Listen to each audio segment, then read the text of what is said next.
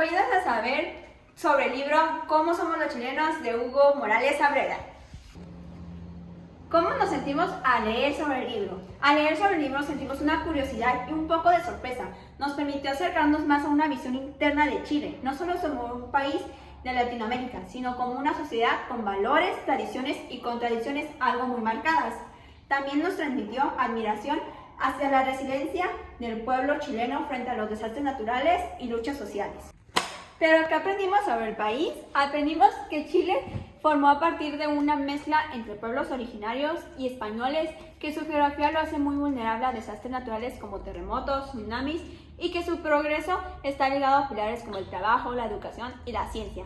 También descubrimos el papel histórico de la mujer chilena en la política, la literatura y el deporte, la importancia de superar percepciones negativas como el pesimismo o la excesiva admiración a los extranjeros. Pero ¿esto qué tiene que ver con lo aprendido en clase de negocios y cultura y economía en América? Lo que hemos visto es el ejemplo de Hoste, Chile y México, las similitudes en la distancia del poder y el colectivismo, lo que influye en cómo se estructuran las jerarquías y se toman las decisiones en una empresa. También se refleja en la economía. La independencia de Chile, el cobre o la vulnerabilidad a crisis globales conecta con lo analizado en el tablero económico. Además, movimientos sociales como el estallido del 2019 también se relaciona como un activismo cultural, como vimos con la presentación de Mon Laferte. Momento que llamó la atención. Me llamó mucha atención el concepto del roto chileno porque representa orgullo, valentía y resistencia popular. Es un símbolo cultural que me hizo reflexionar sobre cómo las naciones eran figuras colectivas para enfrentar adversidades. Cuestionó mi percepción del país. Sí, antes pensaba que en Chile solo como un país estable económicamente, pero el libro mostró también sus contradicciones, la desigualdad y la admiración casi exagerada hacia lo extranjero, y los problemas derivados de crisis mundiales. La relación con lo aprendido en otras clases se relaciona con lo estudiado en género, el rol de la mujer chilena conecta con la lucha feminista y la búsqueda de igualdad que hemos visto también en México.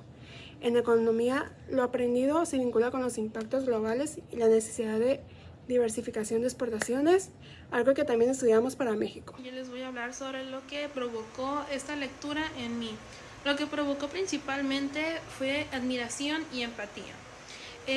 Admiración por el papel tan fundamental e importante que ha logrado obtener la mujer dentro de este país, y empatía por el hecho de los desastres naturales que tiene este país, ya que se enfrentan a que es un país demasiado sísmico y también de que es demasiado pequeño en la economía global. Dentro del área de la relación con problemas actuales de México es que, al igual que en Chile, México también presenta desastres naturales y tiene dependencia dentro de los mercados internacionales. Ambos países lidian con la desigualdad de género y también creen en la necesidad de mejorar la educación para poder progresar. La pregunta que yo le haría al autor sería la siguiente: ¿qué aspectos de la identidad chilena crees que aún necesitan mejorar para adaptarse a la globalización sin perder sus raíces culturales? Si pudiera hacerle una pregunta al autor sería esta: ¿qué aspectos de la identidad chilena cree que aún necesitan transformarse para adaptarse a la globalización sin perder sus raíces culturales? Lo pregunto porque el libro muestra cómo Chile ha cambiado a lo largo de la historia, desde la mezcla de sus pueblos originarios con los españoles hasta la influencia de los movimientos sociales recientes. En un mundo tan conectado, la globalización trae consigo retos como la homogeneización cultural, la presión de los mercados internacionales y la admiración hacia lo extranjero, que según el libro todavía está muy presente en la sociedad chilena. Me gustaría saber cómo imagina el autor que Chile puede aprovechar lo mejor de la modernidad y globalización, por ejemplo, en innovación tecnológica o en comercio internacional, sin dejar de lado sus tradiciones, su cultura popular, símbolos tan potentes como el roto chileno o la figura de las mujeres en la historia del país. La parte más real y vivida del libro para mí fue el relato del terremoto y del tsunami en 2010. Al leerlo casi puedo imaginarme el ruido ensordecedor de la tierra temblando, la desesperación de las personas al intentar huir y la magnitud de la destrucción que arrasó con localidades enteras.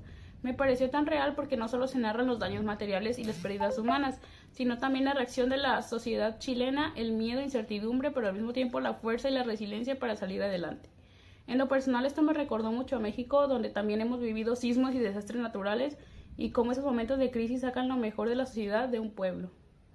Lo que más me sorprendió de este libro es la manera de cómo los chilenos tienden a idealizar a los extranjeros, lo cual contrasta con su orgullo nacionalista, el cual se describe en otros capítulos. ¿Qué cambiaría si fuera una película o una novela gráfica? Si fuera una película, resaltaría con escenas visuales las fuerzas de la naturaleza, como los terremotos, volcanes y los movimientos sociales recientes. Por otra parte, si fuera una novela gráfica, usaría símbolos como el roto chileno y los machis para reflejar la identidad cultural de Chile. Perspectiva sobre el futuro del país. Este libro deja ver que el futuro de Chile depende de equilibrar sus fortalezas como la educación, la resiliencia y la identidad cultural con la superación de sus debilidades, como lo son la desigualdad, la dependencia económica y la excesiva influencia extranjera. Esto ofrece una visión de esperanza, pero también de retos. Hasta aquí nuestra información, espero que les haya gustado el video.